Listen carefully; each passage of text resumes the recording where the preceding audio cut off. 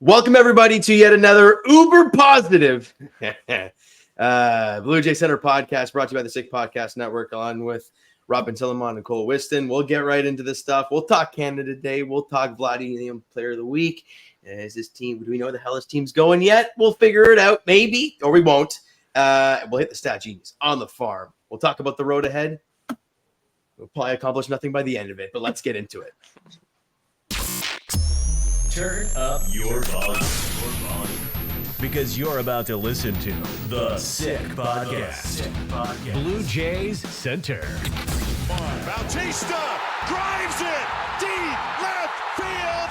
Gone! The sickest Toronto Blue Jays podcast. It's gonna be sick.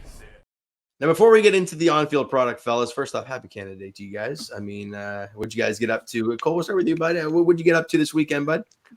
Happy Canada Day to everyone. Honestly, it was a chill weekend for me. Stuck around the baseball fields, umpired, and today, enjoyed the sunny day that it was on Canada Day. That's all. How about you, Berto? Yeah, pretty much what I've been doing for the last 15 years is staying home with the family, cooking some burgers outside, and watching the Jays lose because they've been awful on Canada Day. That's actually my STY Genius, how awful they've been on Canada Day. And yes, assuredly, despite the big crowd, the Canadian flag being waved out, the sun shining bright, the Blue Jays continue to put up another stinker on July 1st. But overall, pretty good. I'm heading out with you to the Seattle-Vancouver area, so I'm excited for that tomorrow. But overall, pretty solid day. How about yourself? Yeah, it's been pretty chill. Like you mentioned, that was a miserable ass game, boys. Oh, yeah. You talk about Canada Day, like the one day of the year where Jays fans just go to the ballpark. It's going to be a good, positive day, regardless of how crap the team is. Oh, Vladdy's not playing. I never thought I'd get to this point, but IKF's not playing. Right. We're cooked. And boy, were they ever. 1 run on 4 hits today, and one of which was a bloop single from Ernie Clement. Actually, he had half of the hits. Home run there. Yeah, good Lord, fellas. We'll get into Vladdy, obviously, in a little bit, but that was pathetic. Like, I mean, for a Canada game, we're supposed to be even somewhat hyped. I got nothing. I got nothing after that. What do you think? Hey, Yariel Rodriguez looked awesome. You got something there. His Sure. best start of his career. Yeah. Great. I thought he was great, guys. I mean, that's the only thing I got from it. Was Yariel and maybe a walk from Madison Barger off of Brian Abreu, and then the double from Spencer Horwitz. Yeah. Well, I mean, and Ernie Clement. Like, I feel like every time the team has a horrific game, the one bright and shining armor was Ernie Clement, and it continues to be just that, despite the fact that he continues to not get played every day. Yeah, and it seems like in big moments, he doesn't come through. I've noticed that quite often with him this year. Even in this game. Even in this game, he fits right in. He really does. Yeah, doesn't that mean he should be starting every day? yeah. Well, I mean, down 3-0, it's a solo shot in the 9th. There you go, bud. Early on in the ball game, bases loaded, 1 out, pop up in the infield. Like, great, good stuff. But let's start with Yariel Rodriguez, because that's the glaring positive out of today's ball game on Canada Day, and he was elite. I mean, he had the stuff. He had his velocity. He touched 97 at one point. He looked a lot of ugly swings. Like, there were a lot of ugly swings. They did not look comfortable when you throw a cement mixing breaking ball to Jeremy Pena. It's going to get dispensed no matter how good you look that day. But he was on today. I mean, like you mentioned, Rob, his best start in the big leagues, and for it to come on Canada Day, I guess a little bit more special. Yeah, absolutely. I mean, pitching in front of a big crowd. I mean, we've seen for like the last 4 years, our best pitcher in the biggest game of the season that hasn't really come through. I mean, you can go through it. Obviously, Ryu in that playoff game, Robbie Ray, that Yankees de facto playoff game, and then respectively, Alek Manoah and Kevin Gausman, the last 2 game ones. So anytime you have guys who can perform in front of a big crowd, obviously, temperature of this game nowhere near the stakes of those playoff games, as I mentioned, but it's always good to see when the guys go out there in front of a big crowd. And Yariel was, like you mentioned, terrific today there. I will actually point out one thing that people will not notice. I think an impressive, one underrated part of today's start is, I think it was the 6th inning. It was the 6th inning. 3-2 backdoor curveball to Yordan Alvarez. Umpire misses it. They called ball 4. But obviously on 2 strikes, a hitter like Alvarez who has so much plate coverage, he's going to be on anything. The fact that he didn't even offer at that pitch, that should have been a strike, should have been rung up for strike 3 against I mean, the best lefty in the league. Let's be honest. I Is mean, probably Otani, maybe it's 2 behind Otani, but yeah, I thought that was impressive that he had him fooled there. Unfortunately, he couldn't get the call, but they ended up turning a double play the next pitch anyway, so it all worked out. But I thought to me that was one thing I wanted to point out there, that he made a great hitter just look fooled on 3-2. Before you get in there, Cole, home plate umpire was a little boy named CB Buckner, boys. That's all. I've heard of him, folks. That's all you need to say. But one last thing I will point out though before you give it to you, Cole. Like overall it was great. You mentioned that cement mixer to Jeremy Pena, which obviously you get up 1 run, that's going to be enough to lose the game. The Blue Jays have not scored a run in 4 games against an Astros pitcher not named Josh Hader this season. So you knew 1-0. That's probably gonna be curtains for this team. Oh yeah. Yeah. I have really not a whole lot to add when it comes to Yarrow Rodriguez. He was fantastic. He needs to be fantastic for that contract and long-term investment to be worth it. But he had been that coming out of the injury off the IL. He pitched that 1 inning in relief or whatever, looked fine, but it was 1 inning. We need him to be more than that, especially with this team this year. So today, he was fantastic. And under the bright lights, that was Canada Day, I guess. Yeah, it didn't really feel, I don't know, wasn't as electric as it usually bright is. lightish, yeah. No. And also, I don't know, I kind of like when it's full of red. And it's just like, it just looked to me like a regular Saturday game at Rogers Center today with them wearing red. And you know what? Great thing about that? It's the only time they're wearing red this year. No more. That's it. Yeah. Done. They've already said that that's it. The only time they're going to wear it is on Canada Day, which makes a lot of sense. So let's keep it that way. Now, I'm not going to dwell on this game in particular because you forget it. Meaningless when it comes to the big picture of this team. Yeah, we'll get to that.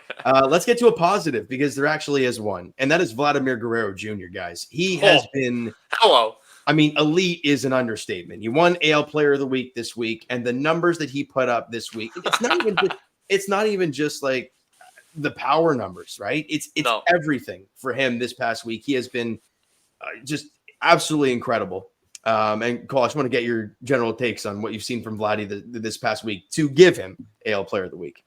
500. He batted 500 over the span of an entire week. That, even in any version you pick of Vladimir Guerrero Jr., is unheard of. And that is not just me being hyperbole. That is factual. He has never, in the entire career of Vladimir Guerrero Jr., had a stretch that he has had where he is right now. And I said that on the Blue Jays Instagram postgame show the other day after Game 3 against the Yankees, where we absolutely shit on them again. He has never been this good, ever, for a period of time. So that includes the 2021 MVP season that, without Shohei Ohtani being the anomaly that he is, he would have won the MVP that year. That is how good Vladimir Guerrero Jr. has been this week. But I, despite being a defender and supporter of Vladimir Guerrero Jr. the last few years, I'm done. The definition, doing the same thing over and over again, we all know that.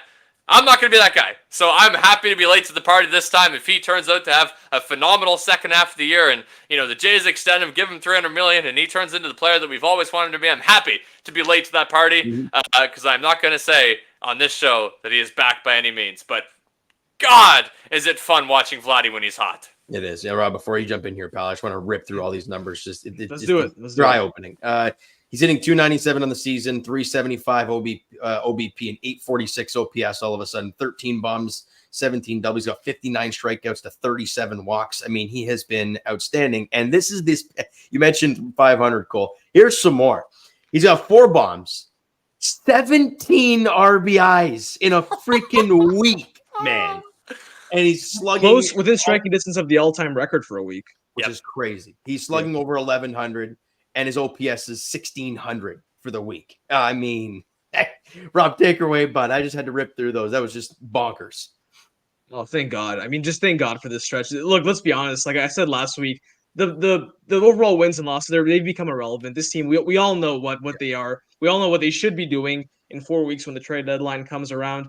They're not going to be contending. But one thing that you love to see is Vladdy being Vladdy. I mean, you mentioned, is he back? I mean, at this point, like you had that awesome stretch there in the end of May, and I was a little hesitant. I think we all kind of were like, yeah, it's great. But I mean, Vlad's not a singles and walks guy. I mean, this is a guy who does damage. This is a guy who came up into the league like a 45 home run guy a year. That's the kind of his projection when he was coming in, like legitimately the best offensive prospect. And you can still argue that, not argue, but like he probably hasn't been that overall throughout his course of his career. But at this point, look at the numbers on this season.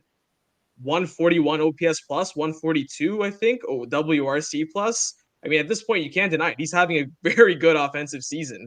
And, the WAR, I think he's a 2 WAR on Fangraphs, 2.6 on Baseball Reference. So pretty much on pace for both of them to be a 4.5 to 5 win player. I mean, he's having an awesome season. I mean, coming into the season, I think that's kind of where I had my projection of what would be a good year for Vlad. And so far, extrapolated through just over half a season, I think we're 84, 85 games in. I mean, it's been basically that. The power surge is coming. It's not just so far this week, but if you backdate prior to this week, that Cleveland series where he had 2 bombs in that 3-game series, that wasn't included in this AL Player of the Week nomination. So it's actually been more than a week, a 10-day stretch now. And yeah, all of a sudden now he's completely changed the narrative on this season. He's having a very good season. And if he finishes around this rate when the season ends, close to 30 bombs, a 140 something OPS plus, WRC plus, whatever you prefer, 4.5 to 5 win player. I think at this point you have to seriously be very serious about extension talk with him. And obviously you're not going to value him at 300 million. He's not Ronald Acuna. He's not Fernando Tatis. He's not Shohei Ohtani. We get that, but he's still an excellent hitter that the Blue Jays desperately need to have. They're not going to find a 145 OPS plus guy in free agency or coming up through the pipelines. At this point, I think, we talked about which we can extend, Bo or Vlad, and obviously this is a deeper conversation, but I think we have our answer. I think so far, not just this week's kind of been the cherry on top, but overall through this half season, I think you have your answer on who you go for long term. Yeah, you mentioned a bunch of names there, like Shohei Ohtani and Mookie Betts, and I think you mentioned Acuna as well. Those are all guys that are damn good defenders, or if in Mookie Betts' case, a guy that can play a million different positions or just do it if he has to, kind of thing. Where Vladdy's a first baseman, and let's be honest, not a great one at that. So yeah, sure, offensive value is great. You haven't shown the ability to do it consistently year after year after year after year. And defensively, you want a Gold Glove, which, oh, sure. Deservingly that year. No, I'm just saying, look back at it now and like what he's been since then. And it's just like, I don't know how the hell that happened. He shouldn't get that much money, but knowing him and the name and this and that, and I mean, we talked. I can't remember who was it. We talked. Was it the Seattle guy we talked to? And he's like, whenever Vladdy comes to the plate, I'm scared shitless. And I'm like, what? Our guy Rob from Mariners Madness. Exactly. Yeah. And we felt like, what are you talking about? So everyone else in baseball may have looked at him a lot differently than we have since we watch him every day. But Cole, what do you think, bud? But my point all along before you jump in there, Cole, is that you got to value him at what he is. He's a 135 OPS plus guy. He's not 300 million, but you can still pay him at what he is, and that's a very good hitter. Mm-hmm. Yeah. No, if he will take what his market suggests he should take, then I think the Jays should do it. In terms of picking one over the other, I don't think that has been answered yet. I even with Vladdy's 2 fantastic years, if he finishes this year, with an 850 OPS plus an 850 OPS and 27 bombs, which he's currently on pace for. If he finishes this year with that, and then you add in the MVP year, even with it being half the season or a good part of the season spent in minor league ballparks, I don't think that the argument is settled by any means. I think you could definitely go either way between Vlad and Bo. Bo had been consistent through that entire stretch of being an 800 OPS guy plus, and then Vlad has had years much below where he currently is sitting, which is the year he had last year and the year before that. So I don't think the answer is solidified yet. But if you are willing and able to pay both of them at their market value, then I think the answer is you get both of them. If the answer is only one of them, I think you have to go to a deep dive. And as Rob said, it's a bigger conversation. Now, I know it's a little early for us to speculate about that stuff. But what I will say is I think Bo Bichette's as good as gone, fellas. I just getting there. Yeah, and that's what I'm saying. Is the conversation encompasses everything. Yeah. And I'll say this: Vladdy in a down year isn't checked out Bo Bichette this Yeah, year. that's it. Vladdy in a down year is still good vibes in the dugout, good vibes in the field, and you wouldn't know he's batting at a 700 OPS. Bo Bichette looks every part of a guy who is having a down year, and it is pissing me off. Yeah, and the joke that Rob and I made, I think it was it last pod? I can't remember what it was, or maybe 2 pods ago, about George Springer, coming up on Bo's heels and just passing him by a shade in OPS, and we were laughing and joking about it. Going into play today, Bo has a 623 OPS. Going into play today, George Springer has a 644 OPS. Like, it's not close now. And George had a hit today, albeit I think it was about it. And Bo walked, so I think it's probably pretty similar still. But regardless, 21 points higher OPS, like after the start of the season that Springer had. And we all wanted this guy, like, I don't know, just gone somehow. Yeah, trade him and we'll eat the contract. That's the conversation we were having, and I still think we'd still have it. But the point still stands. Yeah, and he's got 8 home runs, and obviously he's starting to hit the fastball more, which is a lot more fun to look at if you're George Springer. And even his outs today, line drive right at third base, of course, with the bases loaded and 1 out, and then he hit one to the wall. Right, it didn't go out. It's an out, obviously, but it doesn't mean much. I thought he was great. And meanwhile, we're sitting here 70 games in, almost 300 plate, actually over 300 plate appearances now with Bo Bichette. He's got 4 bombs. Yeah, that's ridiculous. It's not good enough. Ernie Clement. How many does Ernie Clement have? 3, 4 He's got now? 4 after today. Oh my god. Yeah, that's his 4th home run today. Yeah, adding on to the Bo and Vlad, basically this discourse we're having just a minute ago. You mentioned obviously Vlad's never had a season this low. I mean, at the same time, despite that, Bo Bichette has been consistent throughout his whole Blue Jays tenure. He's also never had his highs had never been close to Vladdy's highs. I mean, even this season, which obviously we all know was not Vlad's best season. It was 2021 by a mile. But even this season, and Bo Bichette's never had a season in his career that's as good offensively as Vlad's having right now. He's never had a 140 OPS plus year. So at the same time, while nominal expectations, it's been more like favorable for Bichette because Vlad's just expectations were just so through the roof coming up. I mean, overall, you should be able to distinguish that. Despite these expectations, Vlad's still been, I think, for the most part, I mean, obviously he's a better hitter overall, but I think still a more productive player, I mean, so far this season, but just as a hitter, just better than Bo Bichette. It's just a fact. Oh, yeah, the hands down. Now, fellas, we could talk Bo and Vlad all freaking day if we wanted to. Like, let's be honest, there's so many things you could possibly discuss. But now let's talk about... And we will. Oh, yeah. Let's talk about the team as a whole. Because we've talked ad nauseum, right? We talked before this, and Cole, you quoted it, the gauntlet stretch that we are still in the midst of. We said by Canada Day, July 1st, we would know where this team is at. I mean, we do. We know, and we know. Chosen, and that's We've been knowing. Yeah. Is the direction been chosen by the organization? I mean, look, they haven't made a move to show us that yet.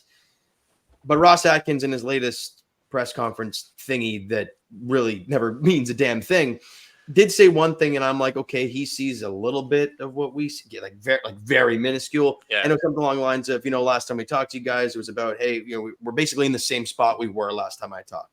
And that's just not good enough. And it was like, okay, well, you know what? All right. Like, so he sees that we're crap and we haven't got any better than crap. So, but he also multiple quotes suggesting that we're running out of time. We still believe in this team. We're not getting phone calls for any of our guys that are expiring. So he very much still implied that this team is not choosing to sell as of right now, and that was a week ago. Now I think at this point, so he has not. The team hasn't chosen to sell, and that is not only evidenced by his press conference. That's evidenced by the fact that no move's been made to suggest otherwise. We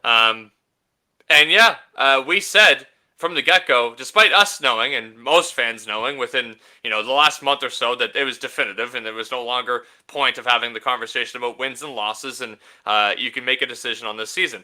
Despite that, we were always worried that the organization wouldn't follow suit. And that worry still exists today. There is still a worry amongst myself, at least, that this organization doesn't choose to sell at the deadline. It holds pat. It does whatever. It doesn't commit either way. It tries to buy small to fix around the edges, whatever. All of those are worst case scenario, and that's what I'm still worried about.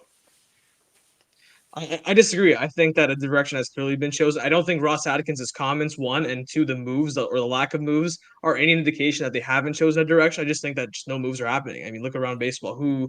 What like legitimate meat and cheese is being traded right now from any team? It's just not what's going to happen. No GM is going to say, yeah, we've chosen to sell, and here we are. Like our hands are up. The season's over. Like I don't think. Like I said all along, I don't think that really means anything. I think at this point, they're going to sell. They're going to be sellers at the deadline. I'm 1000% confident about that. The only question is that there are 3 doors, and which one do they choose? And what I mean by that is door number 1 is you sell the expiring contracts. You trade Jimmy Garcia, you trade Yusei Kikuchi, Chad Green, maybe Danny Jansen, and that's it. Basically what they did in 2017 when they traded Liriano and who was that reliever? They traded to Cleveland. The Under Armour, the side armor. You remember him, Pricey? Joe Smith, yeah, that's who it is. Yeah, the trade the expirings. Door number 2 is you dig a little deeper. You trade a Kevin Gausman, a Chris Bassitt, a guy who has money on the books for beyond this season, a George Springer maybe. You find a good deal for him now that he's gotten his trade value a little bit higher, although I think that one still pretty much is an albatross moving forward. But regardless, that's what I mean by door number 2. And then obviously the final boss, door number 3, one of Bo or Vlad. I think that would be the extreme. That would be the extreme. We've completely changed the philosophy of this franchise, which I don't think is going to happen, at least not at the deadline, even in the offseason. I still think that the kind of payroll they're running, it's just unrealistic that they're actually going to have a full-scale rebuild, which to me that would imply if you're going to trade one or both. So to me, I think that door number 1's secure. They're going to be selling off the expirings. Now, the only question is, will this constitute a successful deadline in terms of selling and retooling for next year? Will determine by how deep they go into door number 2. I think that's how I value this. But in terms of the direction, in terms of buying or selling, that you're asking that question specifically, I think it's chosen. I think that they're not going to say it out loud or make moves this early, but I think they're going to be sellers no matter what. I mean, obviously there's 4 weeks until the actual decision has to be made, so who knows what happens. But yeah, we all said it. There's no realistic way that this team drastically improves in the next 4 weeks where we're changing that. They're going to be sellers. The only question is how deep are they going to go into the selling bag this deadline? Yeah, regarding selling at the deadline and the Bo Bichette and Vladimir Guerrero Jr. conversation, I wanted to add this quickly. Hazel May asked Bo Bichette earlier a week ago about the trade rumors and the possibility of him being moved at the deadline. And for Jays fans that are worried about the future with these 2 stars, he said, regarding whether or not he'd be surprised if he would be traded at this year's deadline, he said, no, not surprised at all. Which very much implies that 1, he is one foot out the door, but 2, that maybe there is some internal conversation happening in the organization that is regarding him being traded. That's quite possible. It's quite possible. It's painful, boys. Really. Oh yeah. I watching these fellas grow and wanted something good to come of the core and have 0 playoff wins, and like you said, Cole, have one of your stars 1 foot out the door already. It's pretty brutal. And the direction has to be chosen. Because I'm looking at the standings right now, and for anybody who has a slim hope, well, maybe no, shut up. That's the first thing I have to say. Yeah. And you're 8 games out of a wild card spot, and you gotta jump 1, 2, 3, 4, 5, 6 different teams to do so. And the Houston Astros, all of which project better than you. All of which. Yeah. I mean, we're sitting here right now. Like the next team above us right now, and again, we're tied with these guys, is the Texas Rangers and even the freaking Detroit Tigers. They have a minus 22 run differential. Texas got a minus 10. We're sitting at minus 51. Yeah. Like, still good. Yeah. It's pretty bad. Yeah, and sorry if I don't believe that you're going to jump the, reigning World Series champions. And we're sitting here right now. Not a good team, though, but yeah. We're also sitting only a game and a half up on the Los Angeles Angels of Anaheim right now. So it's just kind of where we're at. Like, direction's chosen, and I think we've all gotten to a point now where, for me, I don't watch the games to hope for a win. Like, I hope for a win, right? I'm like, it's easier to talk about a win. It's easier to watch a win. It's, hey, smiles on the face is great. But if they lose, I could, whatever. Is there any positive? The emotional investment's not there, yeah. Is there any young guy positives? Well, you have Yaro Rodriguez forever. So, hey, that's a good one today. As I mentioned, Barger gets a walk off a great reliever and Brian Abreu. I don't freaking know. This is what it's at. This is what I've come to. And this is what this team has done to us, boys. But yeah, they're pretty bad right now. I mean, they're 4th last in the American League. You go over to they're what are they, 5th last in baseball, something like that. It's they're no good. Okay. Don't kid yourself, Ross. And that's the part that scares me. As long as he's the general manager, I just don't see him selling off the bigger pieces. Like you mentioned, a Gosman and a Bassitt and stuff like that. I just don't see, Rogers or Mark or whomever allowing him to make these bigger magnitude of moves. Like, would he be able to do the ones where, yes, like a Yusei Kikuchi, like all the expiring contracts? Yeah, because he's there. That's a no-brainer, yeah. But also, we're at the point where, okay, but all Mark Shapiro knows is Ross Atkins. So we talk about him, not being around next year and all that. I mean, really? Is he? Like, until I see it being done, I don't know how much I want to believe that Ross Atkins is going to be gone. And I mean, it should be night and day, 100% going to happen. But we don't know what happened behind those closed doors, and it kind of worries me. So that he wasn't gone last offseason. That's the part that I'm worried about. I'm with you. That's fair. Yep, last year was, I think, the perfect window. Yep. You had a perfect excuse. You went another postseason without grabbing a win, and you still have years left in your core to make a change and get some playoff success. In the last 3 years of their deal, without drastically having to change anything at that point, but sticking with the same guy could lead you to the same results, and it won't even do that for you this year, Ross. So, yeah, I agree. I think we're 1 year late on the Atkins move, but hopefully it still happens in the end, because it isn't too late to get the most haul. It isn't too late to get enough back with all of your contracts and all of your guys and all of the talent. It isn't too late for that. It isn't too late to sell them all off and get something for them before they walk in free agency and get a legit haul where you can actually look towards the future. So it's not too late for that. So hopefully they don't miss the boat on that. Fingers crossed. You also have to consider too that in 2025, like regardless, as of right now, like obviously minus expiring contracts, but they're obviously going to replenish it somehow in free agency, but they're still going to run one of the higher payrolls in all of baseball. Yeah. So I do think that regardless, like, I mean, we can talk about what philosophical direction they want to take. They're still going to have to be competitive next year. So like, They do want that, yeah.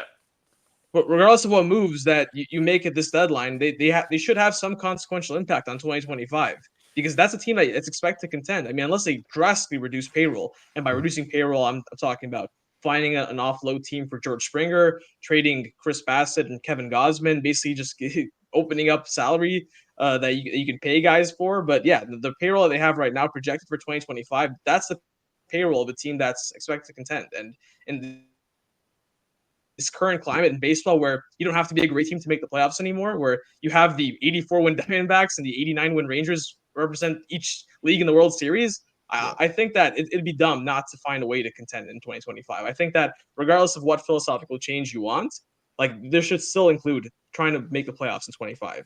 Yep. This season's a write-off, but I think building towards 25. It's not like 2018 or 19 where you're going to start from scratch. Like, you should be trying to win as soon as next season. Yeah, there's no doubt.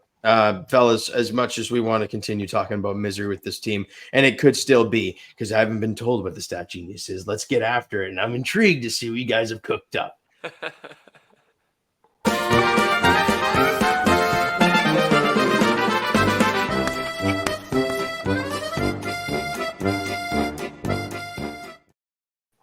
All right, so I start my Stat Genius segment of the day. Not a whole lot of positive. It's not really a whole lot of negative either. Just some historical stat.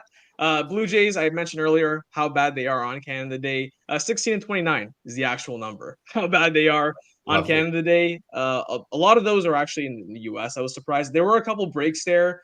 I believe they had an off day on Canada Day in the strike shortened season, and then in 2020, obviously there was no. They weren't playing baseball around that time, so I think those are the only two exceptions, if I'm not mistaken. But regardless, the Blue Jays, historically awful on Canada Day, a 58-win pace if you go 16-29. So just an example of how bad they've been. It was honestly, I was a little shocked. They have done better recently. I mean, if you remember a couple of years ago, they destroyed the Rays on Canada Day, and I think obviously you had the one in, I think it was 15 when they destroyed the Red Sox. I was there for that one. But yeah, a couple memorable. You had that 19th inning game. You had the one the year after where I remember I was at that one where Chris Sale absolutely shoved. I think it was a shutout on Canada Day. So a little bit of a mixed bag recently. I think they're 5-5 in their last 10 specifically. But yeah, overall, awful. It's been an awful Canada Day record I just wanted to point it out exactly how awful it actually was. There you go. I didn't have a stat genius prepared, but I'll bring up a conversation that Rob and I had earlier this week for the people that were not privy to that conversation. Chris Bassitt and Jose Barrios have been nearly identical when it comes to how effective have they been this year in 2024. And for everybody that is a casual fan that might listen to this podcast just to get, all the need to know on Blue Jays in 2024, that's something that you probably wouldn't know, that you probably wouldn't have assumed, that Chris Bassitt has been just as good as Jose Barrios has been this year. You can argue either way. There's, they each do other things better than the other. But for Chris Bassitt to do that at his payroll and what his expectations were, that's the bigger surprise.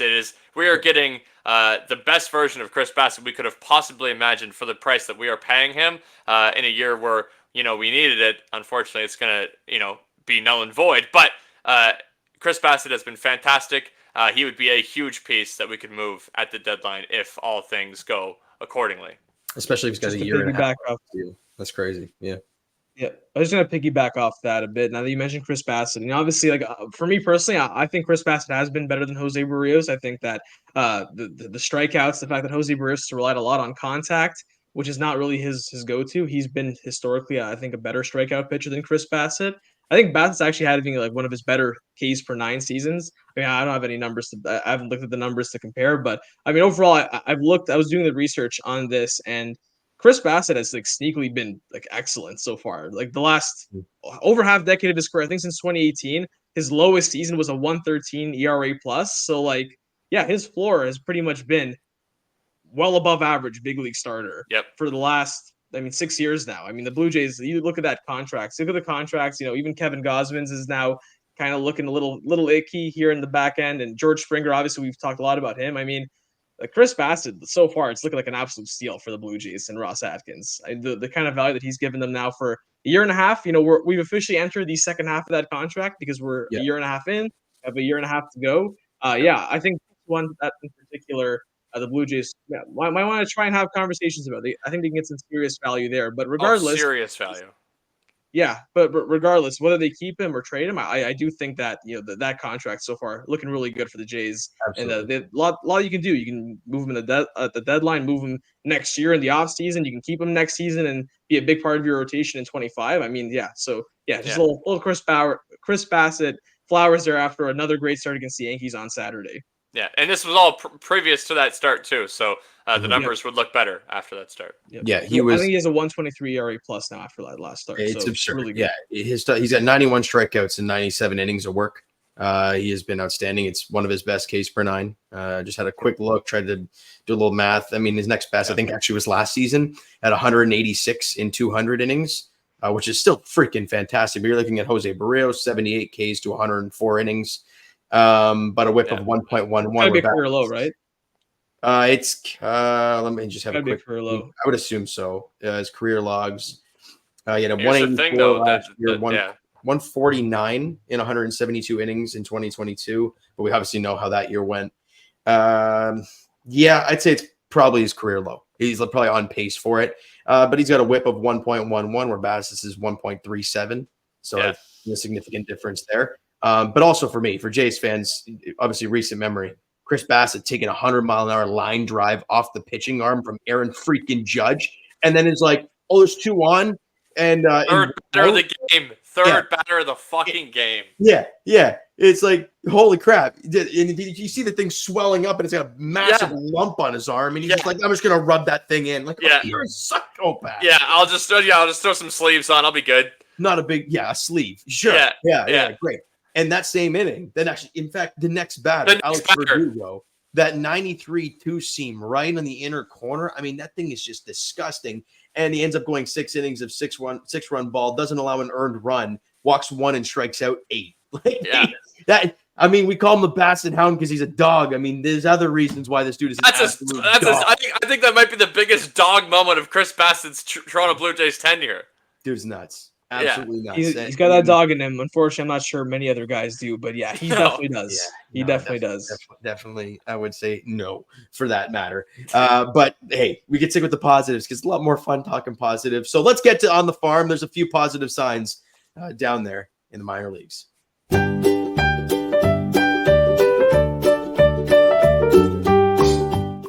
Now, I mentioned there's a few, and that like I'm not. Yeah, that there's a few. That's it. Right. 3. Ricky Tiedemann. I don't remember we've done a pod since June 26th, but I don't think we have. Regardless, he hasn't started since then, but he's okay. He's all right. There's no alarm bells. Went 2 1/3, walked 2, didn't allow any hits, and struck out 5 in Dunedin. Would mean much, not really. But hey, another 2+ outing or inning outing in Dunedin where he doesn't have a hit. So there's a positive sign. You wanted to see him start ramping it up, get to 3 innings, 4 innings, and then AAA. Get up there as well. Yeah, so that's the big thing for him. Also, Arjun Namala, we talked about him quite a while, well, not a while ago, but how he got put on the Rob, what do we call it? What was it called? The was the performance I don't know. Regardless, he wasn't playing for a reason, but it was non-injury related. So there was that. And since he's come back to Dunedin, where he really struggled to start the year, again, it's a very, very minimal sample size. He has hits in 3 straight games. I think it's literally 1 in each game, but a home run, a double. He's walked once and drove in a couple runs as well. Again, an 18-year-old kid showing a little bit more. That's all I got. All right. Now we're getting to 2 guys that I've not talked about at all this season, the ranked 18th prospect and the 23rd, both of which actually, Connor Cook is a reliever in Buffalo, 24-year-old guy. Really rough start to the year. Will you mind? Anyways, he showed up in the Jays organization, I guess, in the top 30 prospects last season because he was just dominating double A hitters. Got the call to AAA. Kind of struggled really bad to start this season, but over his last 10 outings, he has an ERA of 2.61, and opponents are only hitting $1.79 off him. So he has been elite, and with the way this Blue Jays bullpen is right now, it's you need any help that you can get. James, you had to go to the 18th and 23rd ranked prospect. I'm here. This is where we're at. Our 18th ranked prospect is a freaking reliever who's got a 4.5 ERA in AAA, but this is where we're at. Good Lord. I'm not going to go looking through the Florida Coast League roster. Oh, my goodness. You might as well. Honestly. Yeah. Extensive research, I guess. Speaking of down there, pretty low in the minor leagues, the 23rd ranked prospect in the Jays org, Fernando Perez. He's 20-year-old arm. He's a starter. He's been elite for Dunedin. They have a couple arms. We talk about Warren Watts-Brown. He's had a really, really good start to his season. Obviously, it's his first year in professional ball, and he is dominating A-ball. Fernando Perez, pretty same stuff. 20-year-old kid. So he's got a lively arm. He's thrown 70 innings. He has an ERA of 3.60. In those 70 innings, he has 76 punch-outs and only walked 19 guys. Pounds the zone like crazy. He's been really, really good. Yeah, that's it, though. That's it, fellas. I was so tempted to bring up DJ Brock, who's a 25-year-old reliever, and he's like your 28th prospect. But I'm like, dude, we're good. Right? That's just curtains on that. So that's all I got, fellas. Everyone else kind of stinks. So here we are. These are interconnected segments. You're talking about all these on the farm guys, and credit to the guys that have been doing better. But I think this is just a wake up call. Obviously the organization clearly knows, but for fans that are still hold on to hope, no, you need to replenish the cupboards badly. And by doing that, you need to obviously sell off some pieces. So for those of you who are on the fence or still, I guess, maybe false hoping that they're not sellers, they're going to be sellers. This only reaffirms my strong position and my strong take on it. And for people who care about just the future only and not really the roster that is right now, because that's probably a lot of us, the MLB draft is in a couple weeks. Yeah. So July 14th is the first round, I presume, and then the Tuesday goes until Tuesday the 16th. So hey, we'll have more kids to talk about and maybe some real freaking young players to discuss because holy crap. These are the farm segments are getting. Rob, I do want to get your quick thoughts though. What happens? What happens if the Jays don't sell off the expiring contracts? So they stand pat. What are you talking about? What do you do with the deadline? They stand pat with their current roster and they add a reliever, let's say, because the bullpen's been shed. They add a 100 OPS plus bat. Ugh. I mean, that would be obviously like just an awful business decision for the team. I mean, look at the postseason odds. I mean, just look at the Baseball Reference or Yep. Fangraphs. I mean, saying that they're a long shot to make the postseason, I mean, that's generous at that point. So, look, you can say what you want about Ross Atkins. None of us think he's done a particularly great job of augmenting this version of the team, at least this year. But I don't think he's a moron, and obviously that would be just borderline incompetent if that was It would a be.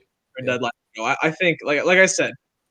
I'm not sure there's a world exists where they're good enough to actually justify adding more to this team, because I just don't think that there's enough time. It's 4 weeks away, and B, like they don't have the facilities to go on a big run, especially against the teams that they're playing. So yeah, no, I feel pretty confident that at the very least they're gonna sell off the expiring contracts. What if they're 4 games back? You don't think we could get 4 games back of a wild card spot right now? No. I don't think so, man. I mean, like, look, go through these games. I mean, if you're not up 3 to 4 runs after 6 innings, they don't really have a shot. I mean, they don't have one big league reliever in your bullpen. Let's be honest. I mean, Trevor Richards, he's done solid, but like in terms of leverage, in terms of guys that you want to go out there predicting a 1-run lead late. I mean, one guy that you have any form of confidence in. And by the way, we should talk about Tim Mesa too. I think that's me talking about that reminded me. We'll probably touch on that very shortly. But just to answer your question, yeah, like the offense, we all know what they are. They're not good enough, just plain and simply.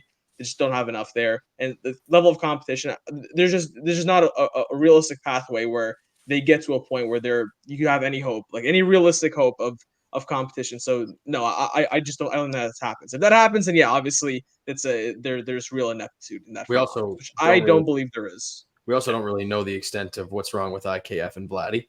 Well, yeah, they both sounded very, very precautionary. Right, and if it's that precautionary to not play them on Canada Day, it's kind of brutal. So that means there's something legit to it. Vladdy literally took 97 off the hand yesterday.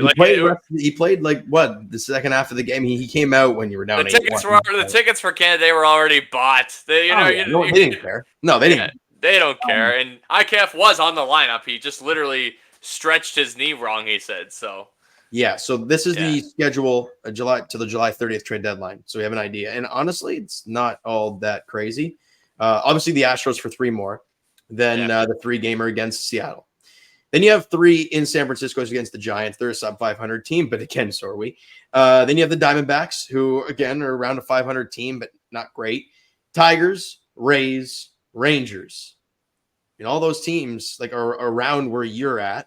Yeah. And then going into the trade deadline, you have the Orioles. So I'm not saying make a freaking streak and make yourself a buyer. No. That's what I'm saying. I'm sorry, but I don't to be see clear. them. Yeah. I do not see them making up. Like, for example, right now they're 8 games back. I don't see them making up 4 games. In the month. To be clear, that's what I want. I was being negative. I wanted devil's advocate. Rob is 1,000% certain. He said I wanted to test that 1,000%. It was simply what was happening.